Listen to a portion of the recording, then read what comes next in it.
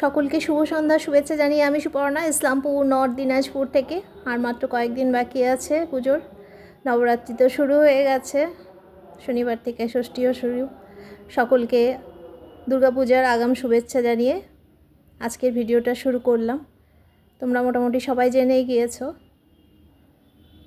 আর জানারই কথা, আমাদের সকলের প্রিয় দাদা জুবিনদা, যাকে পুরো ভারতবর্ষ জুবিনদা বলে জানে, সেই মানুষটি আজ আমাদের মধ্যে নেই।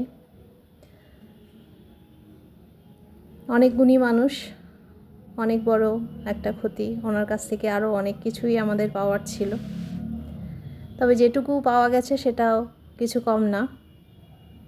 ওনার স্মৃতির উদ্দেশ্যে আমি অনেক বছর হয়েছে গান ছেড়ে দিয়েছি, তবু আজ একটু গান করতে ইচ্ছা করছে।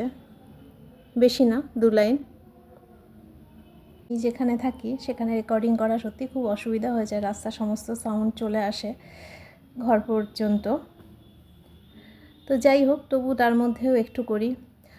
আয়না মন ভাঙায় না, যায় না ব্যথা ভোলা যায় না, সয় না এই ব্যথা যে সয় না। ও মন কাঁদে রে কাঁদে রে কাঁদে রে, স্মৃতি মুছে না। ও মন কাঁদে রে কাঁদে রে কাঁদে রে, স্মৃতি মুছে না। আয়না মন ভাঙায় না। তো এখন এই মুহূর্তে আমি আর আসাম যাওয়ার কথা ভাবতেও পাচ্ছি না। আর তোমাদের দাদাভাইরাও, আসামের পরিস্থিতি খুব একটা ভালো নয়, এখনও পর্যন্ত নর্মাল পজিশনে ওরা আসতে পারেনি কেউই।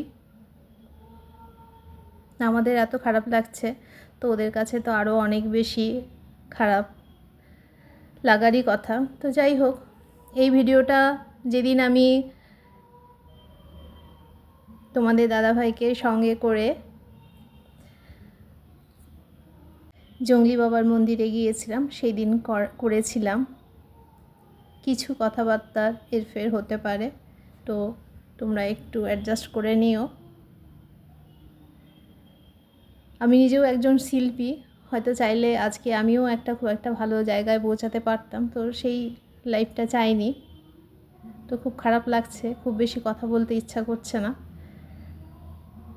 যেহেতু ফেসবুকে একটা কাজ করি, তো সেই কাজের কথা মাথায় রেখে আমাদের মানে আমি একটা ডেট করে নিয়েছি, বৃহস্পতি শুক্রবার 2 দিন আমি লং ভিডিও পোস্ট করব।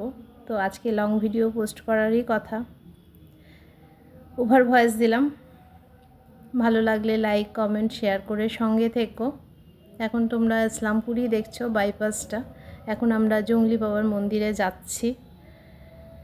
তো আজ অনেক কয়দিন হয়েছে এই ভিডিওটা আমার কাছে রয়ে গেছিলো, কেন অনেক কিছুই আগের থেকে তৈরি করে রাখতে হয়।